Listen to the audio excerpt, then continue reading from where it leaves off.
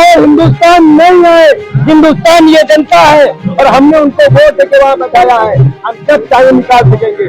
और मसूर जाता है तो हिरण्यकश्यप आ जाता है, एक राक्षस जाता है तो दूसरा जाता है। ये इनकी परिपाटी है। गांधी की वंशज है, गांधी का खून दौड़ता है, कोई सावरकर का खून नहीं दौड़ रहा हमारे। मुझे पेंशन मांगे 50 करोड़ 100 करोड़ में बॉयफ्रेंड खरीद लेते हैं, अपनी सरकार बना लेते हैं। कलयुग में गांधी की, इस वक्त के गांधी के साथ है, सावन साथ नहीं है। करे वो तो भीख मांगते थे, पेंशन मांगते थे, माफी मांगते। हम ये राम राज्य लाएंगे जहां पर सीता माता को वनवास दे दिया जाए, बिना नारी शक्ति के, बिना मजदूरों के, बिना किसानों के समृद्धि नहीं आएगी इस देश में। एक व्यक्ति अगर इस देश का मालिक बन जाएगा तो आप ये समझ सकते हैं कि देश में कैसी अराजकता का माहौल होगा, कैसी अराजकता का माहौल होगा, कैसा राम राज्य होगा। उसकी कल्पना कीजिए आप। ये ऐसा राम राज्य लाएंगे कि ये खुद तो प्रधानमंत्री बन जाएंगे लेकिन अपनी पत्नी को किसी हाल पर छोड़कर चले आएंगे। तो देखिए, मुख्यमंत्री चुनाव में जब वो लड़े थे तब उनकी पत्नी का नाम नहीं था, प्रधानमंत्री बनने के बाद उनकी पत्नी का नाम आया। और रही बात योगी को हटाने की, देश की जनता देश की बुलडोजर से और तानाशाही से चलना चाह रहे हैं क्या आप? आपका जो सवाल है ना कि आप योगी को हटाएंगे, ये दरअसल जनता के हक पर उस पर एक सवाल या निशान है। जनता का हक है, जनता का अधिकार है। वो अगर बनाना जानती है तो घर बैठाना भी जानती है। और ये देन हमारे संविधान की है। हम संविधान की आत्मा पर आक्रमण नहीं होने देंगे। मेरा संविधान मेरा सम्मान है, मेरा स्वाभिमान है, मैं उसका अपमान कभी बर्दाश्त नहीं कर सकता। अपने आत्मसम्मान के लिए लड़ना हमें अच्छे से आता है। हम गांधी की वंशज है, गांधी का खून दौड़ता है, कोई सावरकर का खून नहीं दौड़ रहा हमारे। मुझे पेंशन मांगे हो तो माफी मांगे। हम सड़कों पर पैदल चलने वाले लोग हैं, हम बुलबुल पर बैठकर उड़ने वाले लोग नहीं हैं। उनसे कहिए नेहरू गांधी का, नेहरू जी और गांधी जी का अपमान मत करे। देश के बड़े प्रधानमंत्री थे, हम सड़कों पर पिता थे वो। नरेंद्र मोदी से पूछिए ना, आप बताइए। 50 जर्सी गाय, 50 करोड़ की गर्लफ्रेंड, कांग्रेस की विधवा, क्या प्रधानमंत्री पति गरिमा रखे? नरेंद्र मोदी जी होश में आइए। 54 साल राज किया है। अगर हमारी नीति आप ऐसे होती तो आप पनप ही न पाते, जनसंख्या पनपने ही नहीं देते और मिटा के रख देते। हमारी फितरत नफरत की नहीं है, हमारी फितरत मोहब्बत की है, इंसानियत की है, जमहूरियत की है। और एक चीज है, चुनावी सभाओं में ये कहते हैं 50 करोड़ की गर्लफ्रेंड, 100 करोड़ की गर्लफ्रेंड, और जब महाराष्ट्र में जाते हैं तो 50 करोड़ 100 करोड़ में बॉयफ्रेंड खरीद लेते हैं, अपनी सरकार बना लेते हैं।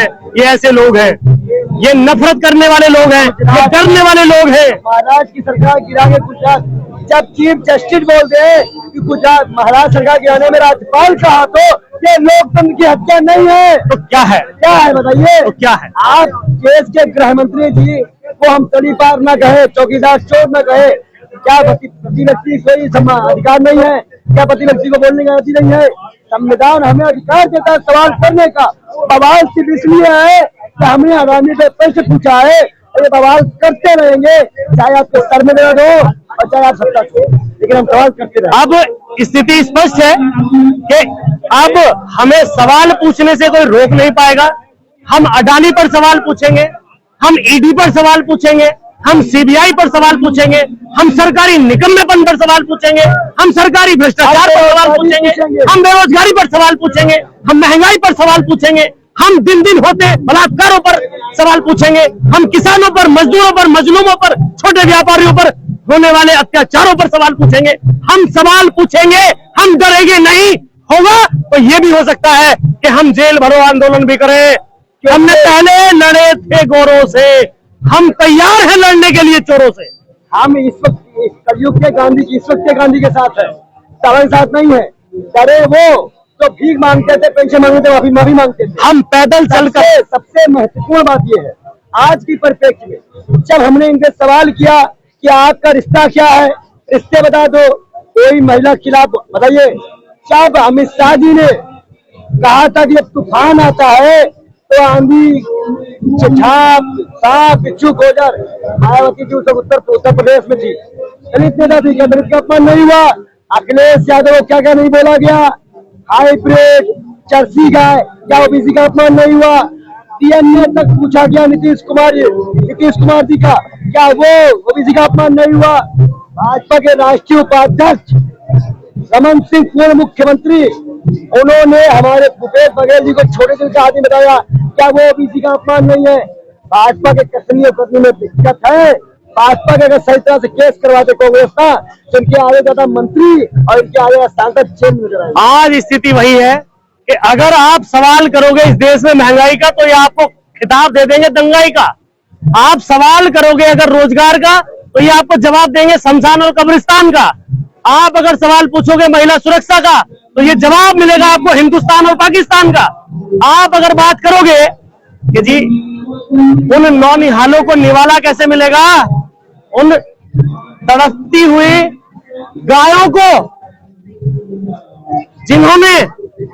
जिन्हें इन्होंने सड़कों पर खुला छोड़ दिया, जिन गायों के नाम पर ये उत्तर प्रदेश और बिहार में आफत काटते हैं, और उन्हीं गायों को गोवा में काटते हैं। एक चीज पूछता हुआ, पहली बात तो आप पूछ ही नहीं पाओगे, क्योंकि प्रधानमंत्री सवाल करना बेहद सवाल हो जाता है। PM Narendra Modi, PM of India, not of India, ये बात इतनी जल्दी उनको समझ में आ जाए कि वो हिंदुस्तान नहीं है, हिंदुस्तान ये जनता है, और हमने उनको वोट देके वहां बताया है। हम जब चाहे निकाल सकेंगे, वो नौकर है, हम मालिक है। लेकिन अगर अपने आप को मालिक समझ रहे हैं, तानाशाही कर रहे हैं, तो मैं भी सत्ताग्रह करके उनकी चीजों को, सरकार की नाकामियों को दिखाते रहेंगे। राहुल गांधी जी ने सदन में जब उनसे कहा गया जवाब को, 30 मिनट के लिए देश की सबसे बड़ी पंचायत का माइक यूज कर दिया। ये लोकतंत्र की हत्या नहीं तो क्या है? पूछिए, आप लोग समझिए ना। आप प्रेस वालों से मेरा हाथ जोड़ निवेदन है कि लोकतंत्र को बचाइए। ये लड़ाई राहुल गांधी की रास्ता बचाने की नहीं है, ये लड़ाई लोकतंत्र को जो खतरे में डाला जा रहा है उसके लिए है। ये राहुल गांधी जो खेल सिपाही है, पहले के क्रांतिकारियों के पास कोई पद नहीं था, कोई सांसद नहीं था। राहुल गांधी क्रांतिकारी परिवार से है और क्रांतिकारी है, और हम उनके सिपाही हैं। हम बोलते हैं चौकीदार चोर है, तलीबार चोर है, तो जेल में हम भी राहुल गांधी हम जेल जाने को तैयार। आप हमें इसे समझना पड़ेगा, हमें इसे कुछ ऐसा समझना पड़ेगा कि जब सवाल होता है संसद में, तो स्पीच कट कर दी जाती है, माइक स्विच ऑफ कर दिए जाते हैं। जब सवाल होता है सड़क पर, तो लोगों को डिटेन करके, और वो जो अंग्रेजों का काल था, जेल में ठूस दिए जाते हैं, झूठे मुकदमे डाल दिए जाते हैं। ये जो सवाल है, अब ये सवाल देश का सवाल बन चुका है कि ऐसा उस व्यक्ति में क्या है, ऐसा अडानी में क्या है कि देश के सारे संसाधन, जो बेमोल संसाधन है, वो अनमोल संसाधन है, वो बेमोल दे दिए जा रहे हैं। अब एक चीज है, युवा रोजगार मांगता है, तो सारे जो सेक्टर हैं, पब्लिक सेक्टर, वो अडानी को ट्रांसफर कर दिए जाते हैं।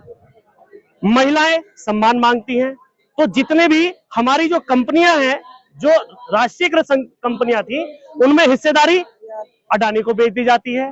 देश का किसान अपने फसलों का वाजिब दाम मांगता है, तो हमें हिंदू और मुसलमानों के नाम पर, कब्रिस्तानों और शमशानों के नाम पर भटका दिया जाता है। ये मोडानी है। यह रिश्ता तो एक ऐसा रिश्ता है कि देखिए, अगर हम कहें कि जो व्यक्ति बचपन में गरीबी का हवाला देकर बार बार मंचों से कहता है कि मैं गरीब था, मैं गरीब था, मैं गरीब था, मेरी माँ पड़ोसों में बर्तन मांजती थी, उसको मुसीबत के दिनों में छोड़कर भाग जाता है, शादी के बाद अपनी पत्नी को छोड़कर भाग जाता है। लेकिन हवाई जहाज में जो अडानी के साथ संबंध बनते हैं, जो रिश्ते बनते हैं, उसके बारे में सवाल पूछोगे तो पता नहीं चलेगा, क्योंकि आज तक उसका साथ निभाते निभाते निभाते निभाते इतना महत्वपूर्ण हो जाता है कि एक अडानी को ईस्ट इंडिया कंपनी समझकर, जैसे पहले ईस्ट इंडिया कंपनी में पूरा भारत उनके पास गिरवी रखा था, आज हमारे बच्चों की धरोहर, आज हमारे नौजवानों की धरोहर, आज हमारी महिलाओं की धरोहर, आज हमारे किसानों की धरोहर, आज हमारे मजदूरों की धरोहर, इस देश को अडानी के हाथों गिरवी रखे दे रहा है। जिस लाल किले पर खड़े होकर ये कहते हैं कि देश नहीं बिकने दूंगा, आज स्थिति वो है कि संसद में जाते ही कि देश में कुछ बचने नहीं दूंगा। तो ये स्थिति आज हम सभी को मजबूर करती है कि हम आवाज उठाएं, हम दर दर तक जाएं, हम घर घर तक जाएं, हम लोगों को ये समझाएं कि सत्ता की आंखों में आंखें डालकर सवाल पूछिए, अपने बच्चों के हक की आवाज पूछिए, अपने बच्चों के हक के लिए सवाल पूछिए। आने वाली पीढ़ियां हमें ना कोसें, इसलिए सत्ता से आज सवाल पूछिए। आगे कुछ होगा, कुछ बदलाव होगा। बदलाव ये आप बदलाव देख रहे हैं। आज जो लोग आए हैं उनमें से मैं शर्तिया कह सकता हूं कि कोई अपनी मजदूरी छोड़कर आया है, कोई अपने छोटा व्यापारी अपनी दुकान पर ताला लगाकर आया है, शटर गिराकर आया है। मैं ये कहता हूं कि ये जो छुट्टा सांड किसी किसान की फसलों को बर्बाद करते हैं, आज वो उसको बस किसी भी हाल पर छोड़कर आया है। आज ये जो महिलाएं यहाँ हैं, ये अपने चूल्हों में अपने बच्चों को ये कहकर आई हैं कि बेटे आज एक वक्त खाना खा लेना, आज शाम का खाना तुम्हें मिले ना मिले, मैं देर सवेरा हूं तो आज पानी पीकर सो जाना। तो ये बदलाव का दौर शुरू हो गया है। लेकिन संघ की विचारधारा से इनकी पैदाइश है, भाजपा की पैदाइश संघ की विचारधारा से है।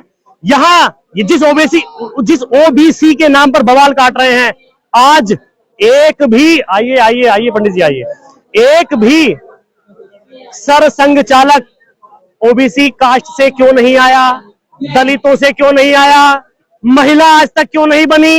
ये सवाल कैमरे के जो सवाल आप कैमरे के इस तरफ खड़े हुए लोगों से पूछते हैं, आप कैमरा घुमाकर अगर मोदी जी से पूछेंगे, हालांकि उन्होंने कभी मौका दिया ही नहीं, उन्होंने कभी आपको ऐसा मौका दिया ही नहीं कि खुले में प्रेस कॉन्फ्रेंस कर सके। तो ये जो सवाल है इन्हीं पर तो बवाल है। ये कहते हैं कि महंगाई की बात मत करो, चुप रहो। हमारे नेता कहते हैं सवाल करो, डरो मत। ये कहते हैं रोजगार की बात मत करो, चुप रहो। हमारे नेता कहते हैं रोजगार और अपने हक की आवाज उठाओ, डरो मत। ये कहते हैं कि महिलाओं के, किसानों के, मजदूरों के, छोटे व्यापारियों के सम्मान की बात मत करो, चुप रहो। हमारे नेता कहते हैं सवाल करो, डरो मत।